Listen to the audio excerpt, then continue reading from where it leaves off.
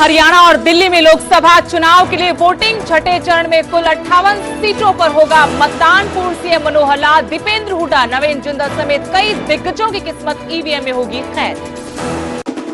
CM Saini Narayangarh के मिर्जापुर गांव में करेंगे मतदान। नवीन जिंदल, आचार्य देवव्रत और पूर्व मंत्री अशोक अरोड़ा कुरुक्षेत्र में डालेंगे वोट। हरियाणा में मतदान को लेकर सभी तैयारियां पूरी। पोलिंग बूथ के बाहर सुरक्षा चाक चौबंद। कल छठे चरण में हरियाणा समेत 8 राज्यों की 58 सीटों पर वोट। फरीदाबाद में घी के व्यापारी ने परिवार के सदस्यों के साथ की आत्महत्या की कोशिश। 6 सदस्यों ने काटी हाथ की नसें। 1 की मौत, 5 की हालत गंभीर। लोन नहीं भरने पर पहुंची थी टीम। कैथल पुलिस ने 32 घंटे में सुलझाई अंशुल मर्डर मिस्ट्री। दोस्तों में 2 साल पहले हुई लड़ाई। वायरल वीडियो के कारण दोस्तों ने दिया वारदात को अंजाम। 5 आरोपी गिरफ्तार। Booth wise voting data upload करने वाली पिटीशन पर सुप्रीम कोर्ट का ईसी को निर्देश देने से इनकार। कहा चुनाव के बाद मामले में होनी चाहिए सुनवाई। सुप्रीम कोर्ट ने पिटीशन की टाइमिंग पर उठाए सवाल। आपने पीएम मोदी की पटियाला रैली पर उठाए सवाल। मान के मंत्री बोले पीएम को पंजाब पुलिस पर भरोसा नहीं।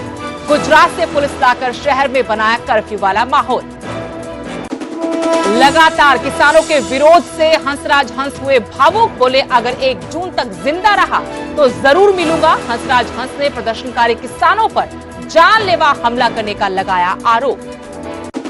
अपने उम्मीदवारों के खिलाफ हो रहे विरोध प्रदर्शन के बीच बीजेपी ने चुनाव कमीशन को की शिकायत। का जो हमारे उम्मीदवारों का कर रहे विरोध वो हमारे वोटर्स का भी रोकेंगे रास्ता। चुनाव कमीशन मामले में कर रहे कार्रवाई। हरियाणा समेत पूरे उत्तर भारत में गर्मी का कहर जारी। राजस्थान में पारा 48 डिग्री के पार। अभी कुछ और दिन नहीं मिलेगी गर्मी से राहत।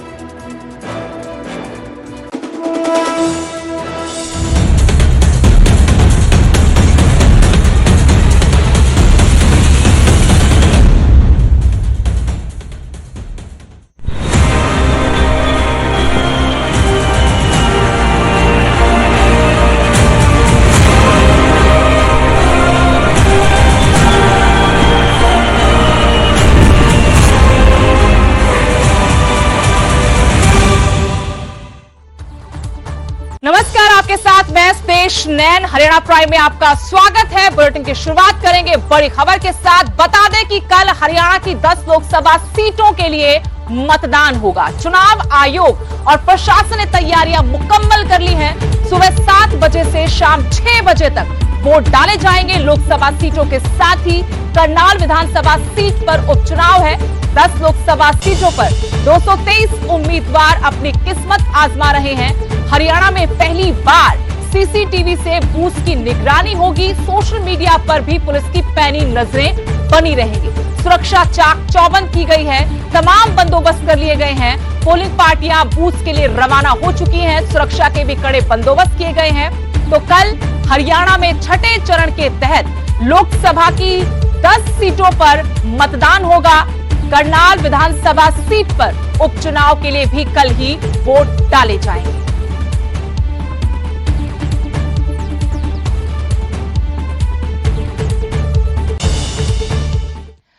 कल यानी 25 मई को विधानसभा के साथ साथ 10 लोकसभा सीटों पर वोटिंग होगी। दिग्गज कहां पर अपने मताधिकार का इस्तेमाल करेंगे वो आपको बता दें। मुख्यमंत्री नायब सिंह सैनी नारायणगढ़ में मिर्जापुर गांव में मतदान करेंगे। अपने पैतृक गांव जाएंगे परिवार के साथ मुख्यमंत्री नायब सिंह सैनी। वहीं कुरुक्षेत्र से बीजेपी उम्मीदवार नवीन जिंदल कुरुक्षेत्र के गीता निकेतन विद्यालय मंदिर में वोट डालेंगे। आचार्य देवव्रत जो गुजरात के राज्यपाल हैं वो मिर्जापुर के सरकारी स्कूल में परिवार समेत मतदान करने पहुंचेंगे। पूर्व मंत्री कांग्रेस के वरिष्ठ नेता अशोक अरोड़ा भी कुरुक्षेत्र में ही डीएन कॉलेज में मताधिकार का इस्तेमाल करेंगे। डॉक्टर सुशील गुप्ता जो कुरुक्षेत्र लोकसभा सीट से अलायंस के उम्मीदवार हैं वो अपने वोट का इस्तेमाल दिल्ली में करेंगे।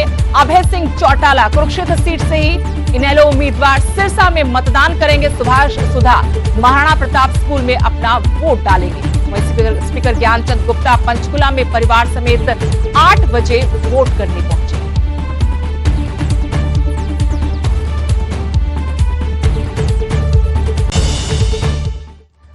कल हरियाणा में 10 लोकसभा सीटों और 1 विधानसभा सीट पर मतदान होगा। मतदान प्रक्रिया के दौरान कानून व्यवस्था भंग ना हो, इसे लेकर प्रबंध कड़े कर लिए गए हैं। प्रदेश में 35,000 से ज्यादा पुलिसकर्मियों को तैनात किया गया है। साथ ही साथ पैरामिलिट्री फोर्स की 112 कंपनियां और 24,000 से भी ज्यादा होमगार्ड के जवान मतदान केंद्रों पर तैनात रहेंगे। पंचकुला में डीजीपी शत्रुजीत कपूर ने वरिष्ठ अधिकारियों के साथ बैठक की। डीजीपी ने साफ किया कि किसी भी तरह की लापरवाही बर्दाश्त नहीं की जाएगी।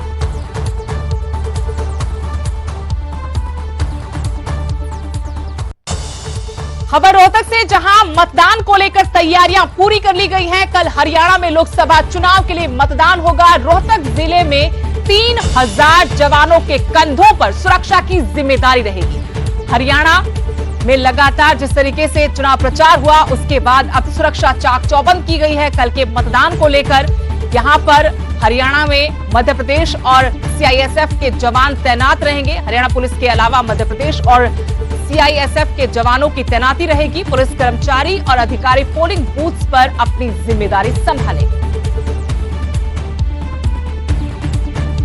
रोहतक लोकसभा में चुनाव शांतिपूर्ण ढंग से संपन्न कराने के लिए पुलिस की ड्यूटी लगा दी गई है। अभी आपको तस्वीरें दिखाते हैं कि किस तरह से रोहतक जिले के सभी चारों विधानसभा क्षेत्रों में पुलिस की ड्यूटी लगाई गई है।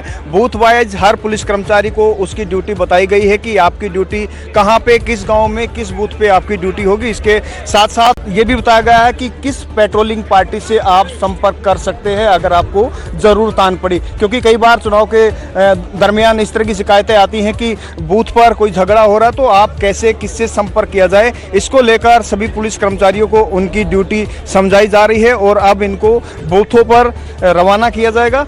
जिस तरह से रोहतक लोकसभा की अगर हम बात करें तो यहाँ पर 4 विधानसभा क्षेत्र हैं रोहतक जिले के अंदर। यहाँ पर हरियाणा पुलिस के जवानों के अलावा सीआरपीएफ की ड्यूटी लगाई गई है। इसके अलावा मध्य प्रदेश पुलिस के कर्मचारी भी बुलाए गए हैं और कुछ होमगार्ड्स की भी यहाँ पर ड्यूटी लगाई गई है। तो पुख्ता प्रबंध हरियाणा पुलिस की तरफ से रोहतक की अगर बात करें तो तकरीबन 3,000 पुलिस के जवानों पर सुरक्षा का जिम्मा होगा। और ये तस्वीर आप देख सकते हैं कि किस तरह से इनकी ड्यूटी इनको समझा दी गई है और अब इन सबको इनके जितने भी पोलिंग बूथ हैं वहां के लिए रवाना किया जाएगा।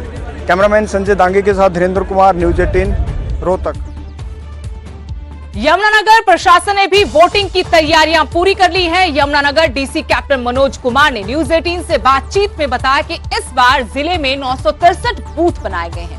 उन्होंने ये भी जानकारी दी कि पहली बार महिलाओं की चुनाव में ड्यूटी लगाई गई है। एसपी गंगाराम पूनिया ने बताया कि जिले में 158 अति संवेदनशील बूथ बनाए गए हैं।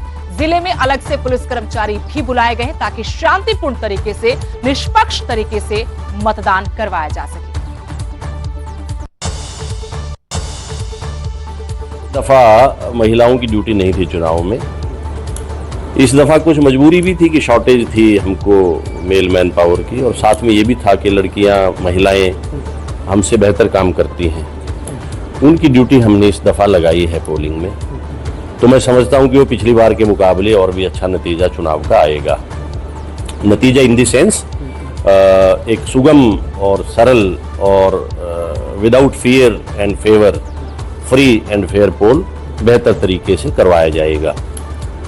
पिछली दफा सभी बूथ्स में वेबकास्टिंग भी नहीं थी। जो क्रिटिकल या सेंसिटिव जगहें थी सिर्फ उन्हीं में वेबकास्टिंग करवाई गई थी। इस दफा 100% बूथ यानी पूरे 963 बूथों में वेबकास्टिंग की सुविधा लगा दी गई है और उसकी मॉनिटरिंग के लिए कंट्रोल रूम हमने सचिवालय में बना दिया है, जहां उसकी लाइव मॉनिटरिंग की जाएगी। इसके अलावा इस दफा कानून व्यवस्था और पुख्ता करने के लिए सेंट्रल फोर्सेज के अलावा जैसे केरल की पुलिस भी आई है, हरियाणा के बाकी जिलों से भी पुलिस हमारे पास आई है। तो आप ये लगा दीजिए कि 3 गुना के करीब फोर्स हमारे पास है। 3,000 के आसपास की नफरी हमारे पास रहेगी। एम्बुलेंसेज हमने तैनात की हैं, व्हील चेयर्स हमने जगह जगह प्लेस की है, फर्स्ट एड की व्यवस्था हमने की है। जहाँ कहीं बहुत ज़्यादा जगह ऐसी नहीं है, छोटी मोटी कोई पॉकेट्स होंगी जहाँ पे शैडो एरिया यदि है नेट के दृष्टिगत, तो वहाँ पे हमने ट्राइपॉड माउंटेड वीडियो कैमराज लगाने के आदेश दिए हैं और कम्युनिकेशन के लिए पुलिस रेडियो का इस्तेमाल वहाँ पर किया जाएगा। कोई ऐसी पॉकेट बचेगी नहीं जहाँ पर कम्युनिकेशन ना किया जा सके। चुनाव के प्रचार का शोर कल शाम 6 बजे थम गया था, लेकिन जनता के मन में क्या है, जनता का मूड क्या है, ये जानने के लिए न्यूज 18 का कारवां पहुंचा था पानीपत। देखिए मतदान से पहले जनता के दिल में आखिर क्या है। न्यूज 18 का कारवां पहुंचा है करनाल लोकसभा में। मोदी जी ने इस देश में बहुत विकास किया है। देखो मनोहर लाल जी हार रहे हैं।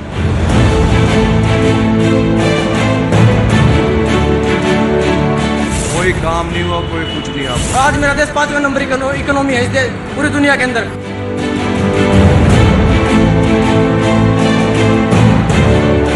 पानीपत में कहते हैं 60 किलोमीटर से पहले टोल नहीं लगेगा।